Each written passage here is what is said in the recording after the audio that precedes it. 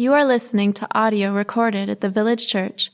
For more information, go to villagechurchbaltimore.com.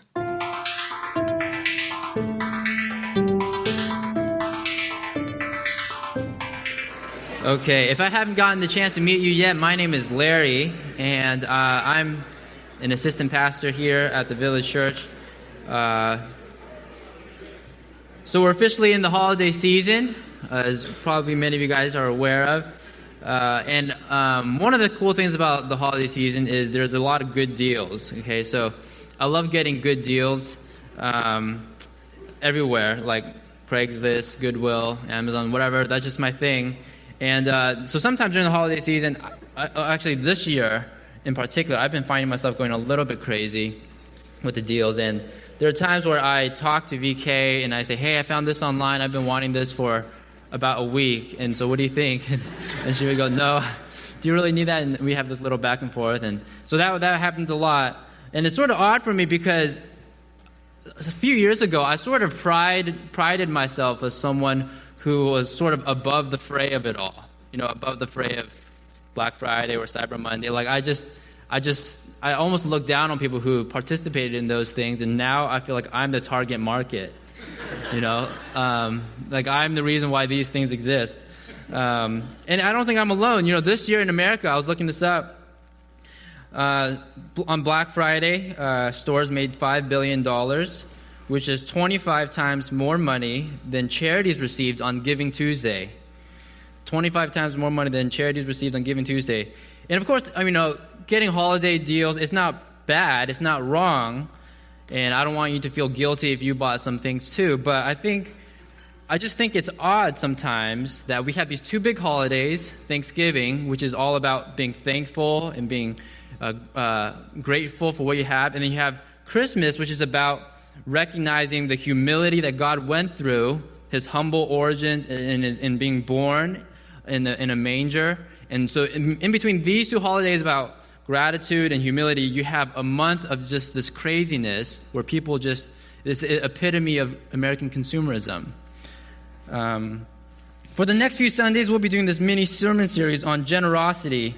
And our hope is that during this time of the year, in addition to thinking about the holidays, in addition to thinking about getting the good deals or putting up the Christmas decorations or buying gifts for your kids, I want to encourage you to add this other additional component to your list of things to think about, which is, how can I be generous this year? How can I be generous this year? Because if I were to encompass what Christmas is all about, what this holiday season is about, I would say one of the most important things about this whole thing is the fact that God gave his one and only Son to us, and in response, we give generously as well. And in our society, if anybody is going to be generous, then it's got to be the church. If you want to see change in society, it has to start with us. We need to be the people who will be generous with our money, generous with our possessions, generous with our time, generous with our relationships. And it may take some paradigm-shifting habit changes. And so that's what we're going to be talking about. Today, I want to lay a foundation for generosity. I want to talk about what it means to be generous and why we are to be generous. And to do that, I'll be diving into 2 Corinthians 8. But just to give you some context before I dive in, 2 Corinthians 8, Paul is writing this, and he's writing this to the church in Corinth and the surrounding area called Achaia.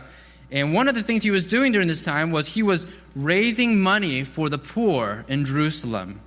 There were a lot of Christian poor in Jerusalem, and Paul was actually going around sort of like he was fundraising while he was church planting for the poor in Jerusalem. And in Romans 15, 25 to 26, Paul writes, "At present, however, I'm going to Jerusalem, bringing aid to the saints. For Macedonia and Achaia have been pleased to make some contribution for the poor among the saints in Jerusalem." So that's what he's been doing. He's been going around raising money for the poor.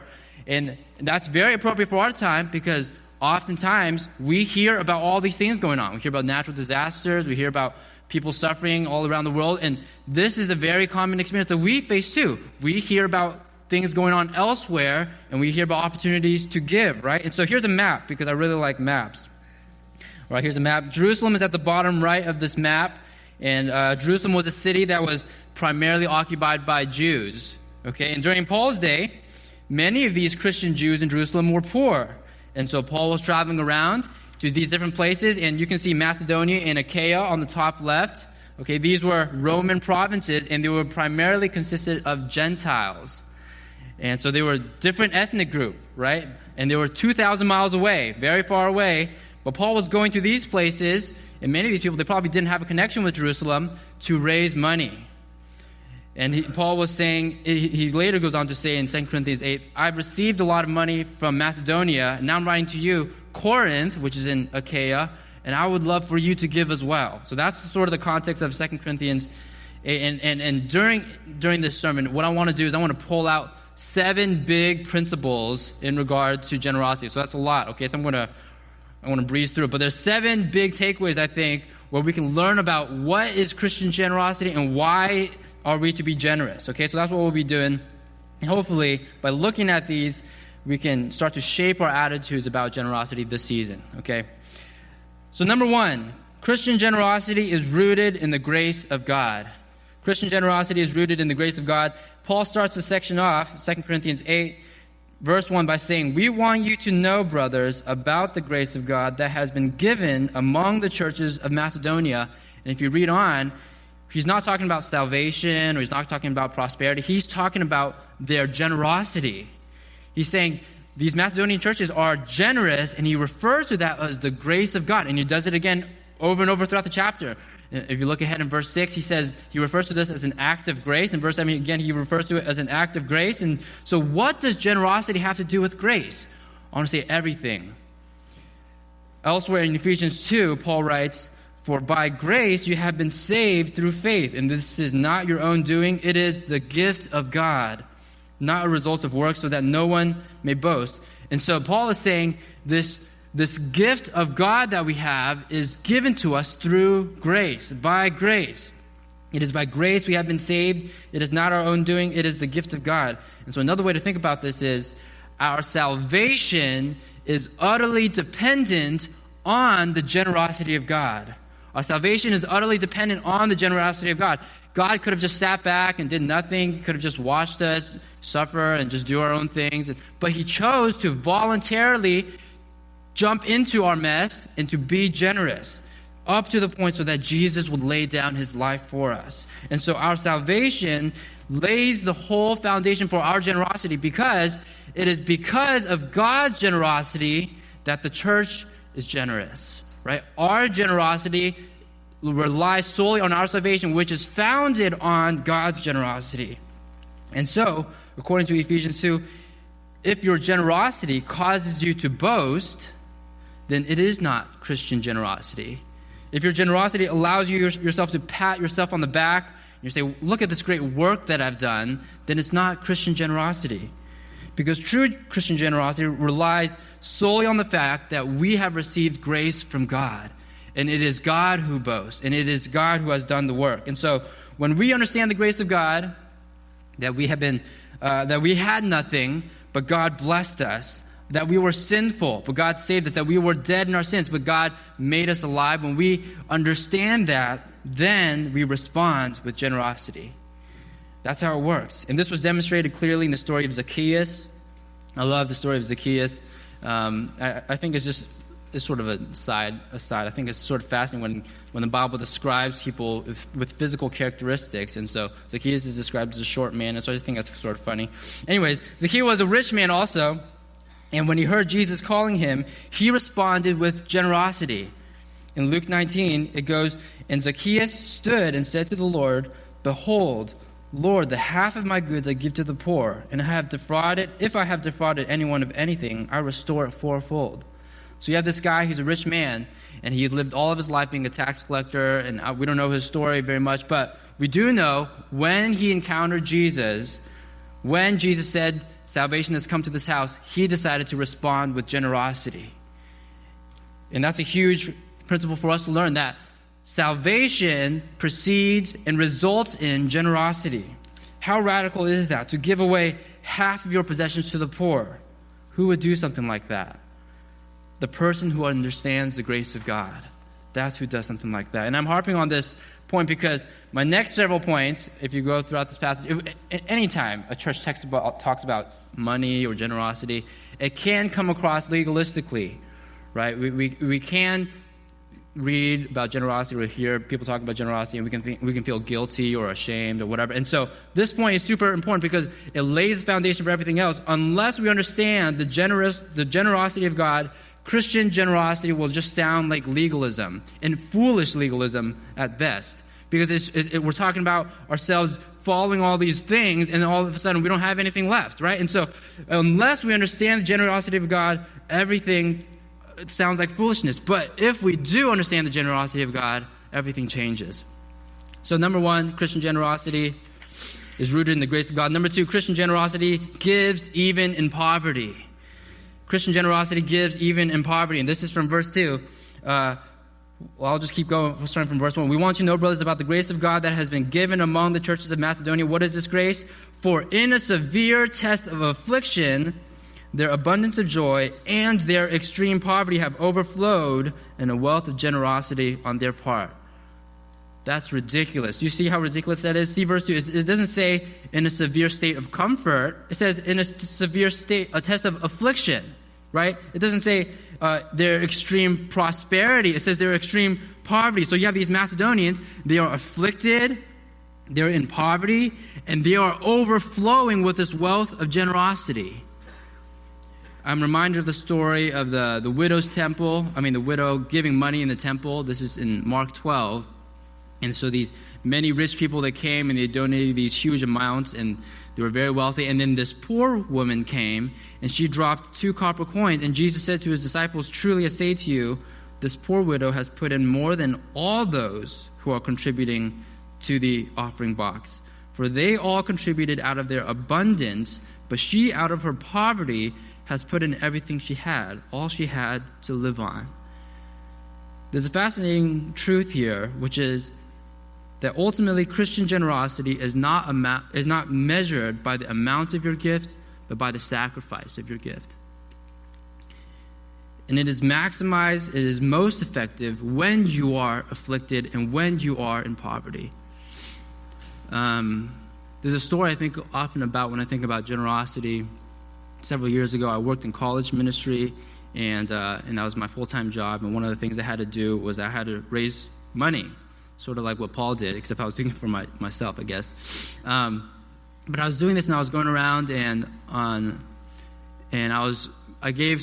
went to my home church back in California, and I was presenting sort of my ministry and why I was raising funds and things like that. And I noticed in the audience there was this man. I never talked to this man before, but I knew who he was because I won't go into all the details. But shortly before that day, one of my family members had really hurt this guy and his family. And I remember thinking, oh, why is this guy here? Is he doesn't even know who I am, really. Why is he here? Is he going to stand up and accuse me of something? I was just pretty afraid. But I gave him a presentation, and I sat down. We didn't talk, and that was it. And about a week later, he wrote me a check for $1,000. And and it just shocked me because if you knew what happened, it would have made no sense for this guy to give money to me because someone in my family really hurt him. And he lost a lot because of someone in my family. But he chose to give $1,000 to my ministry. Why would someone do that? In the midst of his affliction, in the midst of his poverty, why would he choose to give so much money to me? Because Christian generosity is rooted in grace, and Christian generosity gives even in poverty. If you are generous only in your abundance, only when you're having a good day, only when you have an extra amount of money in the bank, only when you feel like you're in the mood to say something like keep the change, that is not Christian generosity. Christian generosity is characterized by giving all the time, in all circumstances, even in affliction, even in poverty. Because ultimately, Christian generosity is not measured by the amount of your gift, but by the sacrifice of your gift. And that's the next point. Number 3, Christian generosity demands sacrifice. Verse 3, for they gave according to their means, as I can testify, and beyond their means. What does it look like to give beyond your means? That doesn't, in our mind, it doesn't even make sense because the way we do things is we have a budget we have a budget for this, we have a budget for this, we have a budget for this, and well, maybe some of you guys don't even have budgets, but some of us, we have budgets, and then we say, this budget is for this, and so I'm going to stick to my budget, and I'm going to give that. But what does it look like to give beyond your means? It's not just asking, what can I afford to give? It's saying, okay, here's what I can afford to give, and how can I give more than what I can afford to give? True generosity impacts the way we live. And so if your giving doesn't impact the way you live, then I would say that isn't true giving at all. And I love what C.S. Lewis, he writes in his book, Mere Christianity. I do not believe one can settle how much we ought to give. I'm afraid the only safe rule is to give more than we can spare. In other words, if our expenditure, our comforts, luxuries, amusements, etc., is up to the standard common of those with the same income as our own, we are probably giving away too little. If our charities do not at all pinch or hamper us, I should say they are too small. They ought to be things that we'd like to do but cannot do because our charitable expenditure excludes them. So what he's saying is, you make a certain amount of income, okay, and what he's suggesting is you should compare yourself to other people who have the same amount of income, and if you see that your lifestyle is exactly the same as their lifestyle, then he's saying that's one of the signs that maybe you're not giving enough. Because true charity means your life has to be impacted. Because true giving demands sacrifice. What does sacrifice mean? It doesn't mean your life is exactly the same. It means your life is now hampered, hurt, somehow more uncomfortable because you gave. And so when we are truly generous, it means that we will not be able to do certain things. We will not be able to get certain things otherwise. And I'm not talking about things you can't afford anyways. I'm not saying like, oh, I gave this month and now I can't buy a Ferrari. It's not like that. You have to compare it to what you could have afforded from initially. So being generous is intentionally deciding, okay, there's this thing I want. I know I can afford it. And so what I'm going to do is I'm going to choose not to afford it by giving away my money so that I can't afford it anymore. That's what true generosity is. Because if your giving does not affect your living, then you're not really giving at all. If your giving does not affect your living, you're not really giving at all. Number 4, Christian generosity takes initiative. This is in verse 4, begging us earnestly for the favor of taking part in the relief of the saints. Yeah, I just love this picture of the Macedonians begging us earnestly for the favor of taking part of the relief of the saints, because it doesn't look like, Paul was pulling their teeth to try to force them to give. What was going on was the Macedonians, they took initiative, they found out that these people were suffering, and then they found out that there is this opportunity to help, and they said, how could we help? We want to do that too. We want to get involved. And so they begged earnestly to get involved. And what would that look like today? Imagine, there's needs all around us all the time, but one recent need was people in Puerto Rico were begging earnestly for help because hurricanes ripped through Puerto Rico. And so what would it look like if it was the other way around? If it wasn't the Puerto Ricans begging earnestly for help, but it was people, in Maryland begging earnestly to give, right? What would that look like? Because currently, often the way generosity works is that, people go about, they do their own thing, and then their life gets interrupted by a giving opportunity, and then they say, okay, there's this interruption, I'll just give so that I can end this interruption so that I can continue my regular life, right? For example, you're going to a grocery store, someone is set up right there asking you to give, and you say, okay, I'll give. Or like you're driving on the street, and someone is asking for money, and you say, okay, I'll give. Or like you're going to church, like today, for example, and then at the church, people give a message about generosity, and you say, okay, I'll give. Right? So that's the way giving works in our culture. You go about your regular life, and then you are interrupted somehow by some opportunity to give, and maybe it's partially guilt, partially like privilege or whatever, but you just, okay, I'll give. That's just how generosity often works in our country, right? We are only interrupted by opportunities of generosity, but we might not actually pursue opportunities of generosity. We don't have this mentality of begging earnestly to give. But I want to suggest that Christian generosity does exactly that. Christian generosity takes initiative. It requires sitting down and deciding, okay, how much do I want to give? Here's my budget. I want to live sacrificially. I want to be uncomfortable in my state relative to my salary. And so, what do I want to give? Recently, Pastor Dan, people have been talking about giving and taxes and things like that. And so, that's a conversation we've been having in our family too. And one of the things we've been talking about is, how much do we want to give? Right? VK and I think it's helpful for every family to have that conversation every now and then, to just look at your income and just to reassess, how are we doing in our giving? And so we were looking at old tax records, because a few years ago we had sort of committed, we're going to hit this certain percentage of our income level and dedicate it to giving. So here's our income level. We're going to say this percentage we're going to give to giving, whether it's giving to churches, nonprofits, people on the streets, friends, strangers, whatever, okay? We're going to dedicate this percentage of our income to giving. And recently, I was looking at my tax records and was looking at my receipts, and I was doing the math, and I realized we actually were not hitting that percentage level, right? And I'm just honest with you, that's what we realized. And so we decided, you know what? By the end of this year, we want to give some more. We want to give abundantly more than we have been this year, because we want to give more. And so what does that look like? It's not, so this is a very different type of giving than, oh, I'm just walking around the street and, oh, here's an opportunity to give. This requires planning. This requires intentionally thinking about what you're comfortable doing, what you're not comfortable doing, and making the decision to be uncomfortable, right? Because, why are we doing something like this? Because Christian generosity doesn't just naturally happen. No one just slips into Christian generosity. You might slip into giving out money, but no one slips into true Christian generosity, because true Christian generosity requires taking initiative. It requires eagerly searching for opportunities. Here's another one. Christian generosity is surrender to God. Verse 5, in this not as we expected, but they gave themselves first to the Lord, and then by the will of God to us. Secular generosity consists of one person giving to another person. It's just two people involved. But Christian generosity is not just two isolated people involved.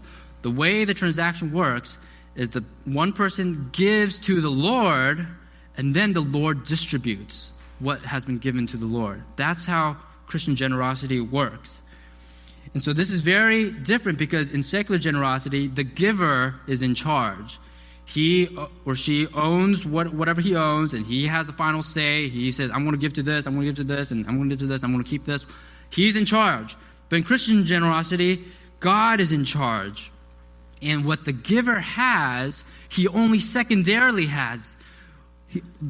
He only secondarily possesses. God is a primary possessor. God is a primary owner of what the giver has. And the giver only is a secondary owner. And so what actually goes down is the giver gives everything that he has, even himself, okay, right? They gave themselves first to the Lord. The giver gives everything they have, even themselves, to the Lord, and then God decides how to allocate the resources. That's how Christian generosity works. What does that mean practically? I'm not saying you should just empty your bank account. What I'm saying is, the issue at hand is I'm not necessarily talking about how we spend our money, or I'm talking about why do we spend the money why do we spend the money on the things we spend the money on? And so here's what I'm talking about. You can save your money in a self-glorifying way, or you can save your money in a God-glorifying way. You can spend your money in a self-glorifying way, or you can spend your money in a God-glorifying way, right? Every decision you make, whether it's going to a restaurant or buying someone a gift or, whatever, all these decisions, you can do them in a self-glorifying way or in a God-glorifying way. And so I think what Paul is suggesting and what the Bible is suggesting is our generosity needs to be characterized through this lens of everything is God's. And so that every decision I make, from the smallest to the greatest, every single handle of my finances, in my time and my resources, whatever, all of that has to revolve around, am I giving God glory in this? Am I dedicating this to know God, to make God known? Is that my sole purpose? Or am I binging in something? Or am I selfishly living? Or am I operating out of pride? Or whatever? Am I doing this for God? That has to be the lens through which we spend our money. So, number 6, Christian generosity requires, am I on number 6? I don't even know. Number 5, 6. Christian generosity requires following through. Christian generosity requires following through. Verses 6 through 7. Accordingly, we urge Titus that as he had started, so he should complete among you this act of grace. There it is again. Paul is referring to generosity as this act of grace. But as you excel in everything, in faith and speech and knowledge and in all earnestness and in our love for you, see that you excel in this act of grace also. We don't know too much of what is going on, but we can sort of gather a picture from different passages. But it seems like at one point in time, Titus had talked to the church in Corinth, and the church of Corinth had agreed to give this chunk of money, and they were excited. But then there was a delay. It was about a year or so passed, and they didn't give very much or at all. And so Paul is sending Titus again, and he's saying, why don't you finish the work that you started? And so, and it's interesting the way he phrases it, because Paul is saying, you guys are excelling in all these ways. You're excelling in faith. You're committed to following Jesus. You're excelling in speech. You're talking a great game. You're excelling in knowledge. You know your stuff. You're excelling in earnestness. You're passionate. You're authentic. You're excelling in love. You genuinely care for each other. But he's asking, but are you going to follow through? Are you going to follow through? Here's the thing. We live in a world where people don't often follow through. Many people talk about a lot of things, but they don't necessarily do a lot of things. We have become experts at sharing our opinions with others. We have become experts at telling people how to do things. We have become experts at coming up with great ideas. We have become experts at sharing articles or videos on social media. But are we walking the talk? Are we walking the talk?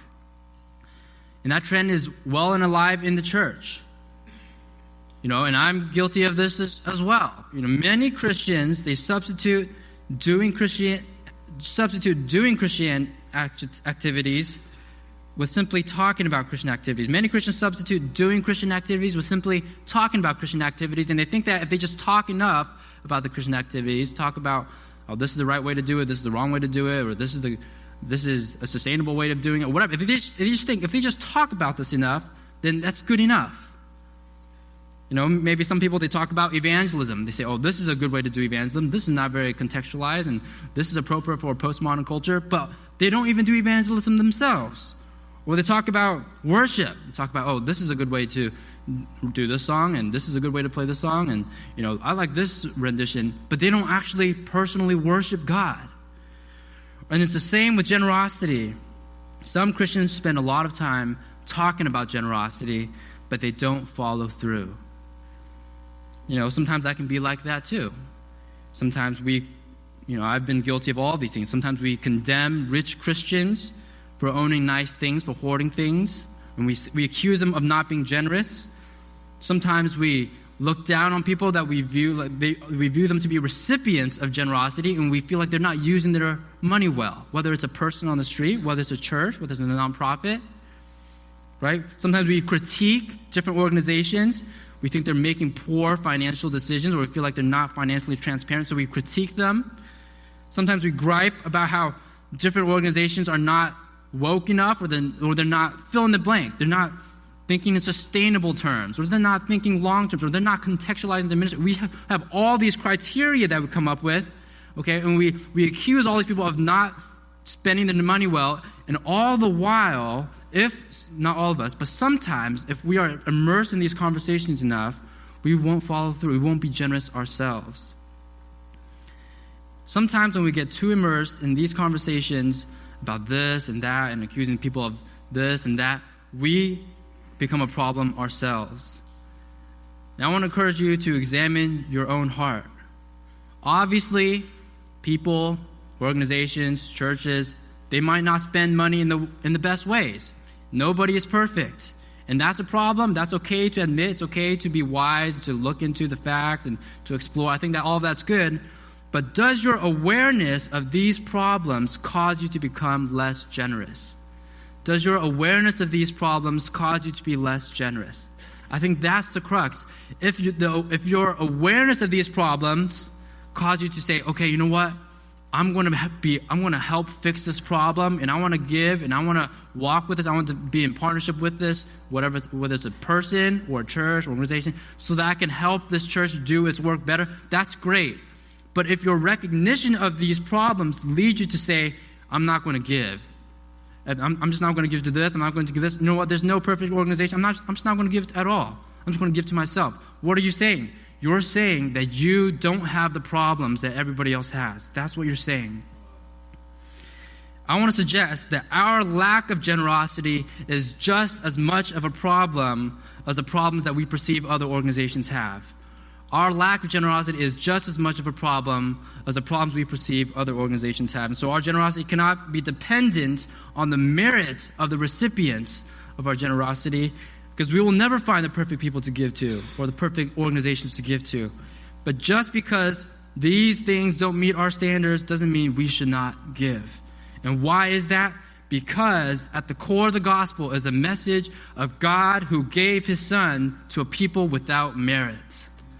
God gave Jesus to us not because we were the perfect group of people, because we had it all put together, because we were financially transparent, or because we were good stewards. He gave his one and only son to us in the midst of our sin and brokenness. So what is more important than finding the perfect recipient of your giving is making sure that you are giving at all.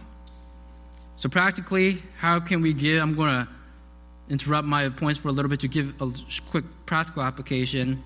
Maybe some of you guys are fired up right now and you want to give, and you want a tangible step to live out Christian generosity. You want to know, how can you be generous this season? Well, lucky you, today's your lucky day. In front of you in the pews, there is a sheet of paper titled Ways to be Generous This Season. And it's green, and I have it right here. There are, of course, lots of ways to be generous. We encourage many ways to be generous, but here are just two opportunities that our church has identified, and we want to say we want to encourage as many people as possible in our church body to participate in these two opportunities. The first is Baltimore Children. These are children and families who they've been connected with our church in some way. Maybe their family picked up a turkey on Thanksgiving. Maybe they participate in VBS. And so if you want to be involved in that, you can check that, okay? And buying Christmas gifts for them. Okay, that's an opportunity. Number two, Haiti students. Earlier, Pastor Dan mentioned our upcoming Haiti trip. It's going to happen again this upcoming year. But one of the things we're doing in the meantime is we are supporting their school. And this is called the Philadelphia Christian School in Fontaine, Haiti. And there's two ways we're doing this. Number one is many of these kids, they don't eat lunch. Actually, all these kids, they practically don't eat lunch, okay? And so they go to school, there's no lunch. And so what we decided is, how can you learn if you don't have food? We're going to buy lunch for all these kids. So that's something our church has committed to. If you want to give to that fund, you can check that. Another way is you can help support individual students. The lack of education is a huge problem in Haiti. I won't go into all the details, but I just found a few quick stats. The average Haitian, 25 years or older, has less than 5 years of schooling. Only 25% of middle and high school age children attend school. Okay, and a huge problem in Haiti is there's a lack of public school education because the government doesn't have enough funds. And so the large majority of schools are private schools. And so if you don't afford the tuition, you just drop out of school. You can't go, right? And so what we're doing is there's this child sponsorship program. You can find more info on this sheet. It's in the back on the info table. But there's a child sponsorship program that we're participating in. And if you give $30 a month, you can ensure that a child is able to pay for the tuition, the clothes, the books, the fees, things like that necessary to go to school. So if you'd like to participate, what you can do is check these off, okay, on your own time, and then drop it off in the box behind the last pew in the back of the sanctuary. Those are some great ways to give. I'm not saying these are the only ways to give. I'm saying these are excellent ways to live out Christian generosity. I want to keep going because this last point is perhaps the most important point. Christian generosity is personified in Jesus. Christian generosity is personified in Jesus. Perhaps some of you are excited to give, but maybe others of you, and I would say many of you, maybe, when you hear messages like this, you don't feel excited to give. You just feel guilty. Maybe you just feel, oh man, I hate these messages. I'm already strapped as it is. I don't like these messages, and I'm just sort of sitting here because it's rude to get up, but I'm sitting through. Maybe you're examining your heart, and the reason why is maybe you're examining your heart and you're saying, you know what? All of these standards for Christian generosity, I just feel like they're just shooting me down. I just feel condemned right now because I'm not meeting any of these standards. I'm not living this sacrificially. I'm not giving this radically.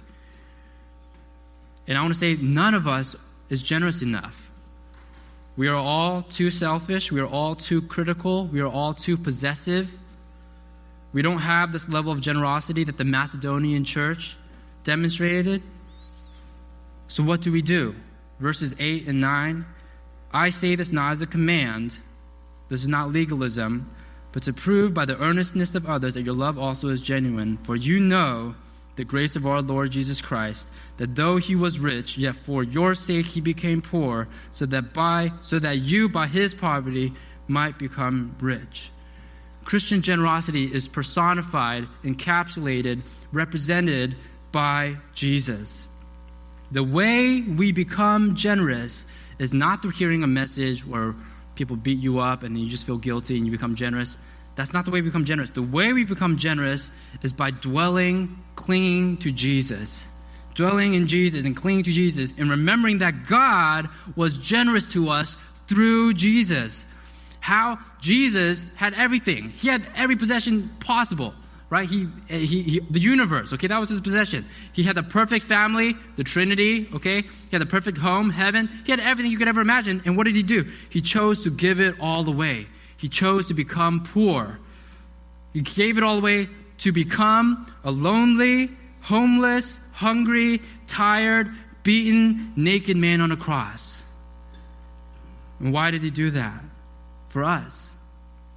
To save and rescue us from sin and death, to restore us to the family of God. Jesus' generosity did not depend on our merits. He didn't say, these human beings, they don't manage their resources well, and they don't seem to be that morally fit, and they don't seem to make good long-term decisions. He just chose to give it all away. He saw we were broken and messed up, and he died for us anyway. At the end of the day, what matters most is not how generous we are. What matters most is how generous God is. And we can take comfort that God was generous. How?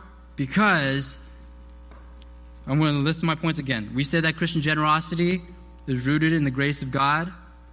The one and only reason why any of us can give away anything at all, the only reason why we can extend the grace to anybody else is because God first extended grace to us.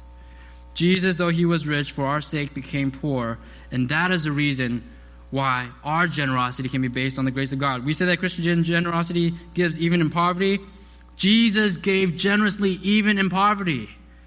He gave to become a human baby, and even after he became a human baby, after he was poor, he kept giving. When he was abandoned by his followers, he kept giving. And when he was mocked and flogged, he kept giving. And when he was stripped of his clothes, he kept giving. When he was nailed to the cross, he kept giving. He gave until he had nothing left. He embodied this Christian generosity. We said that Christian generosity demands sacrifice. Nobody embodies sacrifice the way Jesus did. He spared nothing. He gave everything up.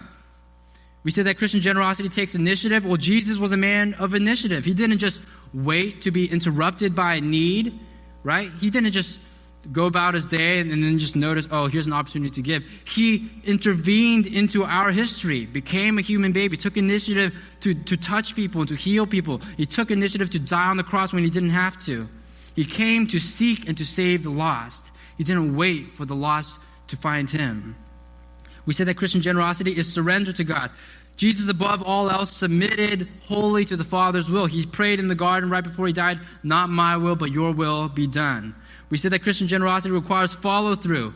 And Jesus didn't just teach the gospel, but he lived the gospel. He didn't just say, turn the other cheek. He turned the other cheek. He didn't just say, love your neighbor as yourself. He loved his neighbor as himself. He didn't just say, forgive others. He actually forgave those who crucified him.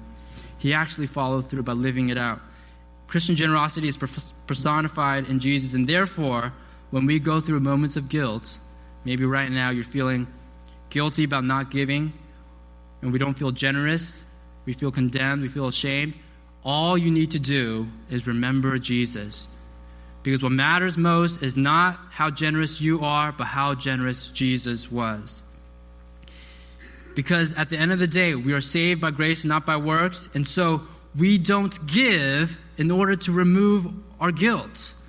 We don't give in order to remove our guilt. We give because through grace, our guilt has already been removed.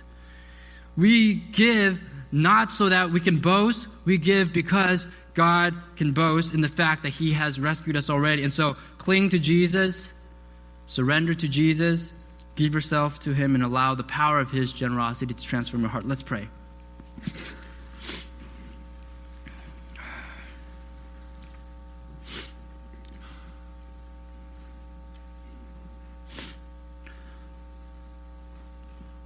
Maybe some of you guys are here and